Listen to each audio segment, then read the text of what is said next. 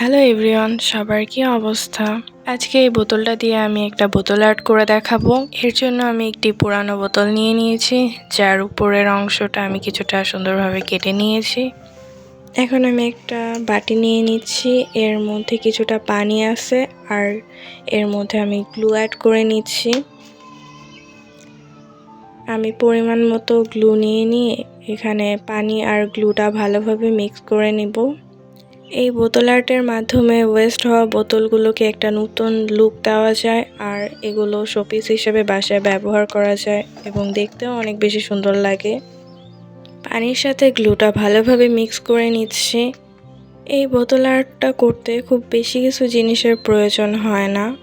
একটা বোতল, কিছু টিস্যু পেপার আর একটু আঠা আর অল্প কিছু রঙের ছোঁয়া দিয়ে খুব সুন্দর মতো একটা আর্ট করা যায়।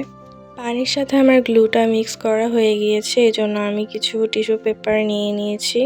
এখানে আমি টয়লেট টিস্যুটা ইউজ করছি, আপনারা চাইলে যে কোনো টিস্যু পেপার ইউজ করতে পারেন। এখন আমি প্লাস্টিকের বোতলটা নিয়ে নিচ্ছি, তার উপরে গ্লু দেওয়া পানিটা তুলির সাহায্যে আলতো হাতে সুন্দরভাবে লাগিয়ে নিচ্ছি। এভাবে সুন্দরভাবে আলতো হাতে কাজটা করতে হবে যেন টিস্যুগুলো ছিঁড়ে না যায়। এখানে তুলিটা খুব হালকাভাবে প্রেস করতে হবে, নাহলে টিস্যুগুলা খুলে খুলে আসবে। এভাবে আমি একে একে অনেকগুলো টিস্যু প্লাস্টিকের বোতলটার উপর আলতো হাতে লাগিয়ে নিব। টিস্যুগুলো খুবই সাবধানে সতর্কতার সাহায্যে লাগাতে হবে, আর একটু হাত পড়লে উঠে যেতে পারে, এজন্য খুবই সাবধানে করতে হবে। আমি বোতলটার উপর কয়েক লেয়ারে এই টিস্যুটা অ্যাপ্লাই করব যেন পুরো বোতলটা কাভার হয়ে যায় এবং টিস্যুর লেয়ারটা দেওয়ার পর যেন বোঝা না যায় ভিতরে এটা প্লাস্টিকের বোতল ছিল। এই জন্য কয়েক লেয়ারে খুব ভালোভাবে বোতলের উপরে টিস্যুর কয়েকটা লেয়ার দিতে হবে। বোতলের উপরের কিনারাগুলো খুবই সাবধানের সহিত তুলি দিয়ে আলতো হাতে ভালোভাবে বসিয়ে দিতে হবে। টিস্যুটা ভালোভাবে বসাতে হবে যেন ভিতরে কোনো বাবল বা কোনো বাতাস না থাকে। অনেক সময় ভালোভাবে না বসালে ভিতরে বাতাস থেকে যায়, যার জন্য বোতলের উপরে ভালোভাবে বসবে না। কয়েক লেয়ারে আমি টিস্যু অ্যাপ্লাই করে নিব। আমি এখানে দ্বিতীয় লেয়ার টিস্যু অ্যাপ্লাই করে নিচ্ছি। এখানে টিস্যু অ্যাপ্লাই করার সময় মাঝে মাঝে হাত লেগে অনেক সময় উঠে যেতে পারে, হাতের সাথে লেগে যেতে পারে এবং উঠে আসতে পারে। এজন্য ভয় পাওয়ার কিছু নেই, ওই জায়গাটা আস্ত করে তুলির সাহায্যে সুন্দরভাবে বসাই দিলেই হয়ে যাবে। আমি তুলির সাহায্যে আলতোভাবে টিস্যুগুলো বসিয়ে নিচ্ছি। যেহেতু প্লাস্টিকের বোতল, এগুলো সহজে বসতে চায় না, তারপরও আলতো হাতে বসিয়ে নিতে হবে। আমি এখানে এখন হাত দিয়ে টিস্যুটা অ্যাপ্লাই করতেছি। প্রথম লেয়ারের টিস্যুটা কিছুটা ভিজা আছে, যার জন্য আমি শুকনো টিস্যু নিয়ে তার উপরেই হালকাভাবে আলতো হাতে বসিয়ে দিচ্ছি। অতিরিক্ত পানি দিলে আবার টিস্যুটা উঠে উঠে আসতে পারে, যার জন্য আমি এভাবে হালকা হাতে আলতো হাতে বসিয়ে দিচ্ছি।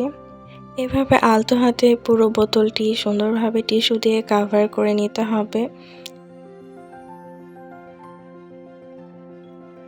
টিস্যুটা অ্যাপ্লাই করার পর এরকম একটা লুক আসবে। এটা ভালোভাবে শুকায় নিতে হবে। আমি এটা কয়েক ঘন্টা রেস্টে দেওয়ার পর তারপরে কালার করছি। আপনারা যদি সময় থাকে তাহলে আর একটু বেশি সময় রেস্টে রেখে দেন কালার করবেন, তাহলে এটা একটু বেশি মজবুত হবে। আর ভেজা অবস্থায় কালার করতে গেলে কিছুটা অসুবিধা ফেস করতে হতে পারে। ভেজা অবস্থায় কালার করতে গেলে অনেক সময় দেখা যায় টিস্যুগুলো বোতল থেকে উঠে উঠে আসে এবং বোতলের প্লাস্টিকগুলো দেখা যায়, যার জন্য শুকিয়ে নিয়ে কাজ করাটাই ভালো হয়। এখানে আমি একটা টকটকে লাল রং নিয়ে নিচ্ছি। লাল রংটা সুন্দরভাবে পুরো বোতলটা কাভার করে দিচ্ছি।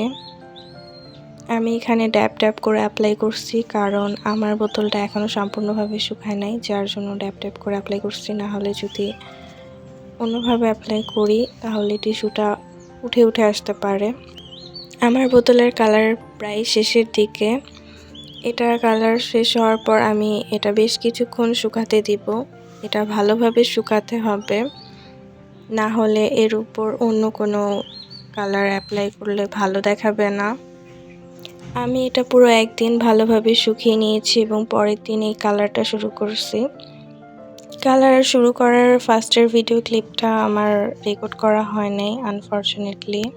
ফার্স্টে আমি সাদা কালার অ্যাপ্লাই করছি, এখন একটা ইয়েলো কালার দিয়ে তার নিচে সুন্দরভাবে অ্যাপ্লাই করে নিচ্ছি। ভিডিওতে দেখানো প্রসেস অনুযায়ী আমি করছি। আপনারা ভিডিওটা ভালোভাবে লক্ষ্য করলেই বুঝতে পারবেন যে আমি কিভাবে কালারগুলো অ্যাপ্লাই করেছি। আমি খুবই সিম্পল আর খুবই সহজভাবে কালারগুলো অ্যাপ্লাই করছি, এটা যে কেউ চাইলে করতে পারবে। শুধু আমি বিভিন্ন কালার অ্যাপ্লাই করছি একটার পর একটা, যেন দেখতে একটু অ্যাস্থেটিক আর সুন্দর লাগে। হলুদ কালারের পর এখানে আমি কমলা কালার ইউজ করছি, বাট ভিডিওতে এটা ভালোভাবে বোঝা যাচ্ছে না। কমলা কালারের পর আমি এখানে একটা মেরুন কালার অ্যাপ্লাই করে নিচ্ছি। তেমন কোনো কঠিন কাজ না, এটা জাস্ট একটার পর একটা কালার অ্যাপ্লাই করে নিচ্ছি।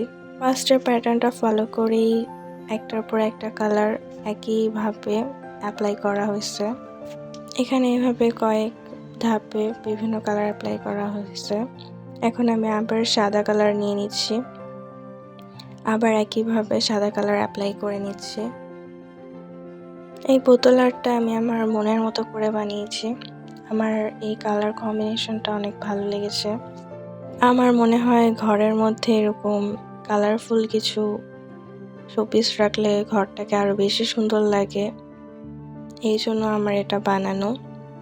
রেড কালারটা অনেক বেশি গর্জিয়াস লাগে, যার জন্য আমি লাল রং ব্যবহার করছি। ঘরের মধ্যে এরকম কিছু শোপিস রাখলে ঘরের সৌন্দর্য আরও বেড়ে যায়। এখন আমি আবার হলুদ কালার অ্যাপ্লাই করে নিচ্ছি একইভাবে। আমি সম্পূর্ণটাতে আবার একইভাবে হলুদ কালার অ্যাপ্লাই করে নেব।